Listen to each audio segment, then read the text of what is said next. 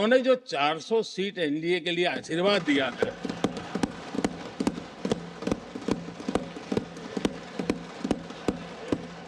और मैं खड़गे जी के इन आशीर्वाद को, आपके आशीर्वाद मेरे सर आंखों पर,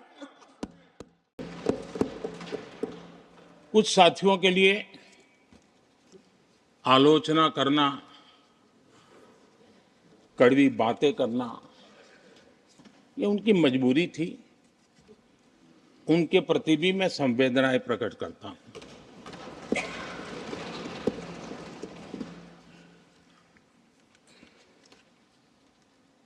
मैं उस दिन तो कह नहीं पाया, लेकिन मैं खड़गे जी का विशेष आभार प्रकट करता हूं।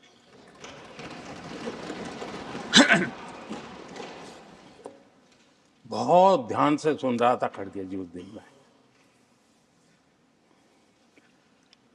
और ऐसा आनंद आया, ऐसा आनंद आया, ऐसा बहुत कम मिलता है। लोकसभा में तो कभी कभी मिल जाता है, लेकिन आजकल वो दूसरी ड्यूटी पर है, तो मनोरंजन कम मिलता है। लेकिन लोकसभा में मनोरंजन की जो कमी हमें खल रही है, उस दिन आपने पूरी कर दी।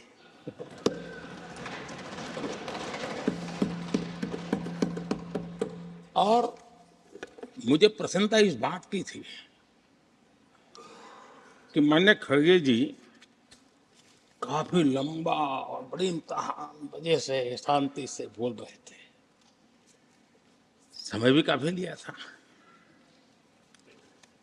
तो मैं सोच रहा था कि आजादी मिली कैसे, इतना सारा बोलने की आजादी मिली कैसे। तो मैं सोच तो रहा था, लेकिन बाद में मेरे ध्यान में आया कि 2 स्पेशल कमांडर जो रहते हैं ना, उस दिन नहीं थे और आजकल नहीं रहते वो। और इसलिए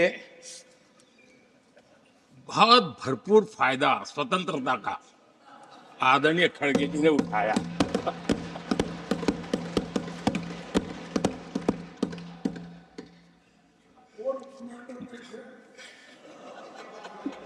और मुझे लगता है कि उस दिन खड़गे जी ने सिनेमा का एक गाना सुना होगा, ऐसा मौका फिर कहां मिलेगा।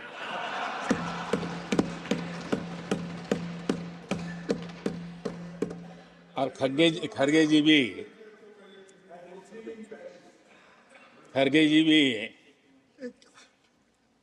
एम्पायर नहीं है, कमांडोज नहीं है, तो चौके छक्के मारने में मजा आ रहा था उनको।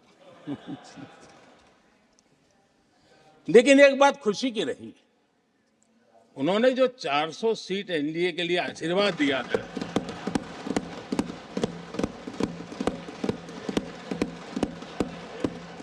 और मैं खड़गे जी के इन आशीर्वाद को, आपके आशीर्वाद मेरे सर आंखों पर, अब आपको आशीर्वाद वापिस लेना तो ले सकते हैं, क्योंकि एक कमांडो तो आ गए हैं।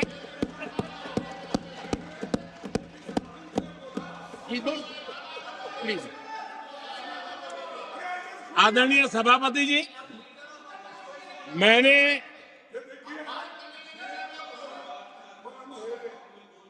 आदरणीय सभापति जी, मुझे पिछले वर्ष का वो प्रसंग बराबर याद है। उस सदन में हम बैठते थे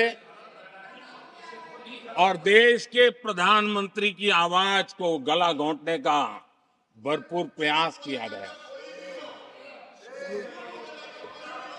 हम बड़े धैर्य के साथ, बड़ी नम्रता के साथ आपके एक एक शब्द को सुनते रहे, और आज भी आप न सुनने की तैयारी के साथ आए हैं। आप न सुनने की तैयारी के साथ आए हैं, लेकिन मेरी आवाज को आप दबा नहीं सकते हैं। Please take your seat. I'll give you. Take. देश की जनता ने इस आवाज को ताकत दी हुई है। देश की जनता के आशीर्वाद से आवाज निकल रही है और इसलिए आपने पिछली बार, मैं भी इस बार पूरी तैयारी के साथ आया हूं।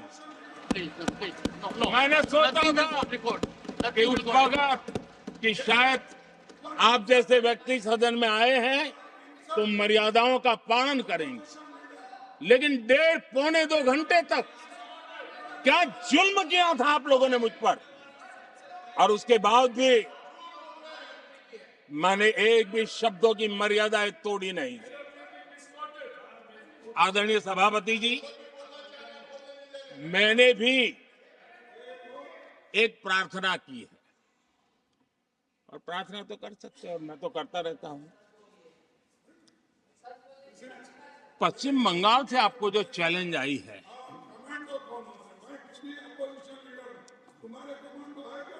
और पश्चिम बंगाल से चैलेंज आई है कि कांग्रेस 440 पार नहीं कर पाएगी, 40 पार नहीं कर पाएगी। मैं प्रार्थना करता हूं कि आप 40 बचा पाए।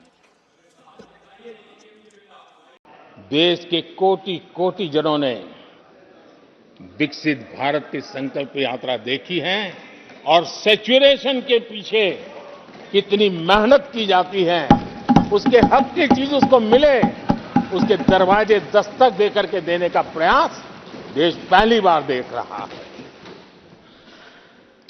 आदरणीय अध्यक्ष जी, भगवान राम,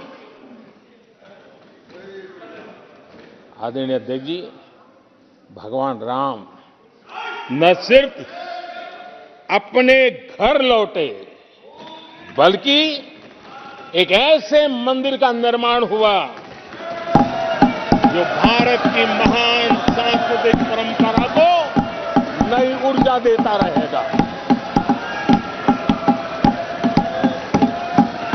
और आदरणीय अध्यक्ष जी, अब हमारी सरकार का तीसरा कार्यकाल भी बहुत दूर नहीं है। ज्यादा से ज्यादा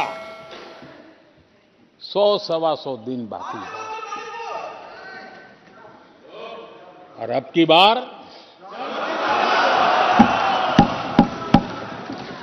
पूरा देश कह रहा है, अब की बार खड़गे जी भी कह रहे हैं। लेकिन अध्यक्ष जी, मैं आमतौर पर ये आंकड़े के चक्कर में नहीं पड़ता, लेकिन मैं देख रहा हूं देश का मिजाज एनडीए को तो 400 पार कर पाई के रहेगा, लेकिन भारतीय जनता पार्टी को 370 सीट अवश्य देगा।